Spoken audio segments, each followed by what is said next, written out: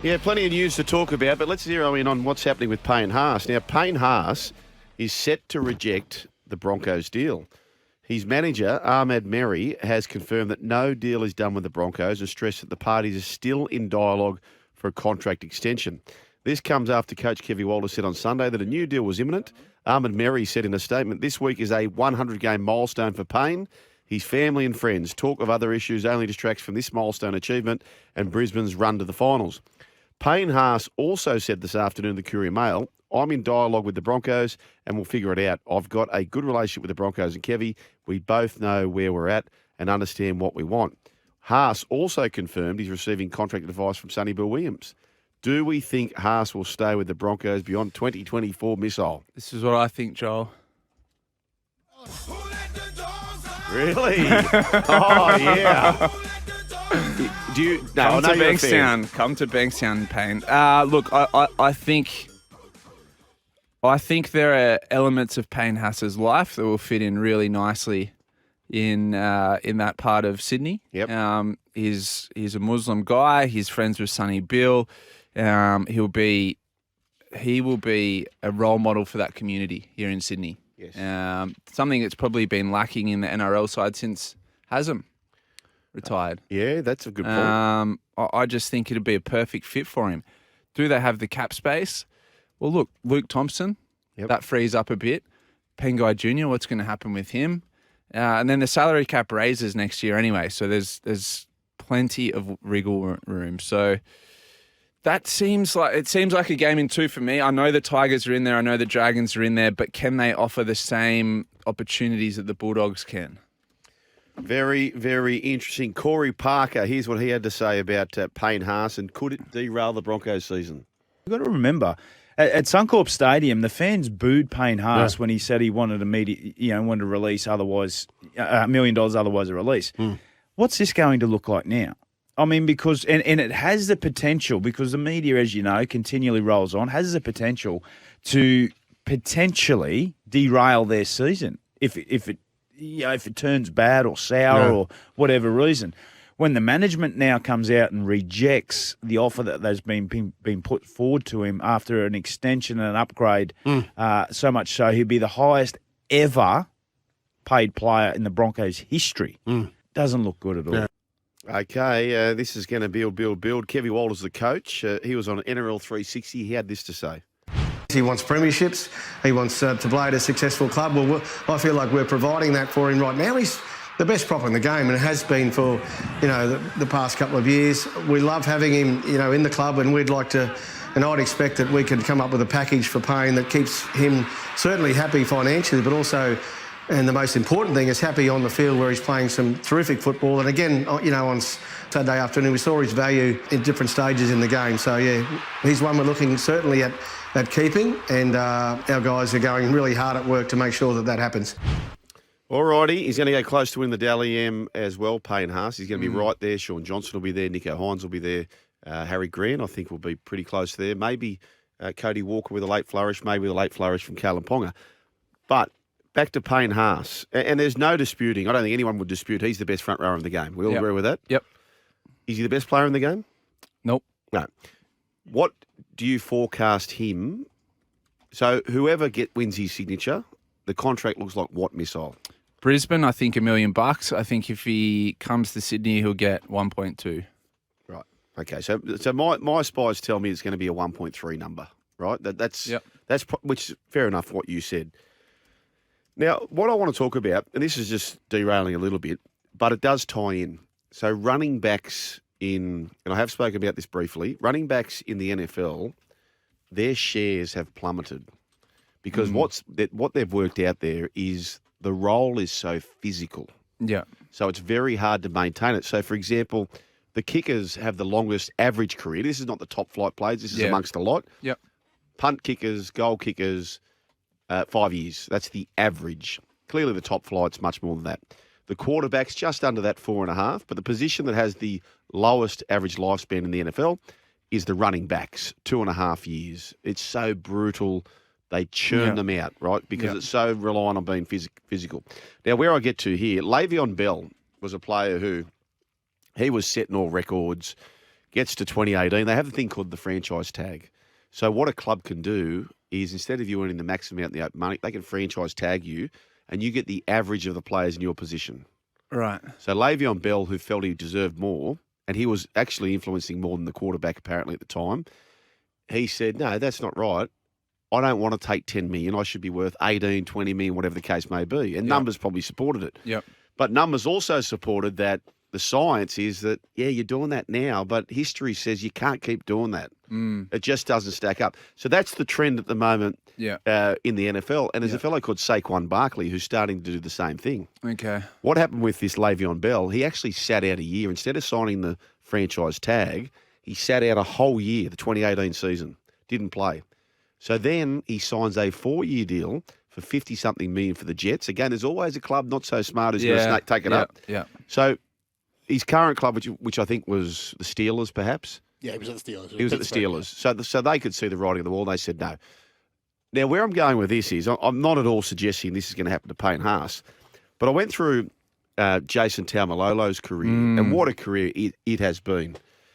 What would Jason Taumalolo right now, so he is contracted Taumalolo at the end of the 2017 season, which statistically was his greatest of all time. They signed him to a 10-year deal, a $9 million contract for a 10-year deal. So now we are at the end of 2023, and he's still a great player, and he has been a terrific player. But if you're going to sign, hypothetically, Taumalolo from 2024 to the end of 2027, so a 4-year season, what is the market value for that 4-year contract for Taumalolo? I'd say around the 600 to 700. What do you boys think? Oh, yeah, 6 to 7. Because he's coming off the bench for the Cowboys. He's not playing big minutes. No, He's still a gun, right? Gun. And he hasn't played more than 20 games in 4 of the last 5 years. Yes. Yeah. So when he signed that contract, right, which was the biggest contract we've ever seen, everyone was saying exactly the same comments of what we're hearing about Payne Haas now, in my opinion. And they had this bit of a trend with running backs, and there was a certain tipping point where once they had played so many seasons, then it sort of started to regress. Yeah. Jason Taumalolo's best seasons were his 5th and 6th full seasons. And then these guys aren't robots. You know, as much as the mind wants to give, you can only do what you can do, particularly when you've had so many. So statistically, year 5, year 6 was the best seasons for Jason Taumalolo. Payne Haas is in his 5th full season, which means next year or this year, he's probably in the peak position, which means you're buying him potentially at his absolute highest stock price. Yeah. And people are saying, yeah, but he's different and he's all... And again, he's a superstar player and he still may end up the greatest forward we've ever seen. But just remember, we were also saying that about Jason Taumalolo and how quickly things can change. And again, I'm not potting him at all. Both these players are elite players still. But I'm just saying in a role that relies so heavily upon physicality, it's a big investment for a club to do so. Are you thinking it'd be better doing a 2 to 3 year deal for big coin? I would rather personally as a club say, but the way the cap's orchestrated these days, if you do that, you cost yourself. That's why they love the back-ended contracts. Oh, yeah. Which I in itself finds that farcical, how you can save money in a cap and load it for next year. Well, that defeats the purpose of the salary cap in the first place, doesn't it? Yeah, it does. Yeah, it does. Yeah, so, well, look, based off that, I'd be thinking if I'm a Bulldogs fan, I'd rather pay him 1.4 a year for 2 years than 6 mil for 5 years. Why would I go bang and then take him to the hospital? I'm not Mark Medicare Reid. Do you remember that? Yeah, I think if a club like a Bulldogs or a Tiger or Dragons, if they offered him 3 years, 1.3, 1.4, whatever he's asking for, I still think you're going to get the best out of Payne Haas from an athleticism point of view. And I like your point about Jason Taumalolo. He's the only non-hooking forward to win a Dally M medal. He won it back in 2016 with Cooper Cronk. And since then, he has kind of declined compared to his such lofty standards that he set himself. So I still think he's the best prop in the game by a far margin. I don't doubt that. I don't doubt that. I understand where your reservations are coming from, though, Joel. Yeah, but what I'll say to that is that we have in the past seen forwards, whether it's a back rower, a lock, or a front rower, we have seen them in the past win the Dally M positional award. when they've been low down the ladder. Yeah. You cannot win that. You've never seen a halfback run almost last, get the halfback of the year, which says to me the playmakers have far more influence on the result. Yeah. And I just personally, I would have reservations about paying that sort of money. Do they need to put in somewhat of an As offer good as though, he is. because they lose Tom Flegler next year. He goes to the Dolphins. They've got some other young forwards like a Brendan Piakura, but he's an edge. They're losing Keenan Palacia. He's going to the Titans as well. They got Kobe Hetherington there. So Pat Carrigan, I think he's there for life. I mean, I think he'll be a future captain of the club. So do you just kind of say, look, we're the Broncos. We're always going to attract talent. We've got a great nursery here at Red Hill.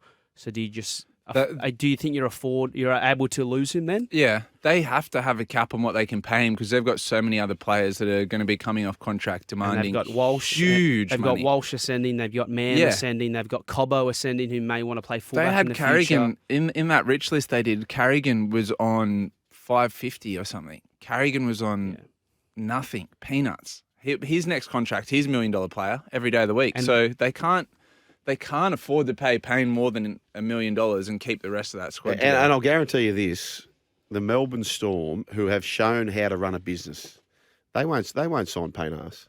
There's no. I know there was talk about it.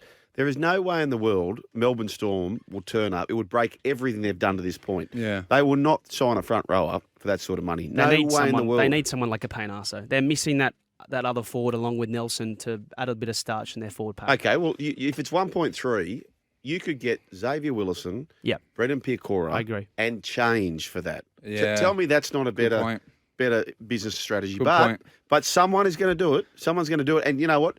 Good luck to Payne Haas because he deserves it based on what he's done to this point. Yeah. But is it the right thing to do for your business? I'm not so sure about that. Do you think with you played the audio from Corey Parker this morning speaking with Pat Welsh on SENQ? Do you think if this drags on, they're going to be there in the finals? We know that they could contend with Penrith in the grand final. Do you think it has the possibility to derail their season? No, I disagree with Corey there. I just think that they are so professional these days. There's been noise around Payne his whole career. There's been family issues. There's been sneaker issues. There's been contract issues. He's been booed by his own fans. The one thing he does, he turns up every week. He churns out over 200 metres. Well he doesn't said. miss tackles.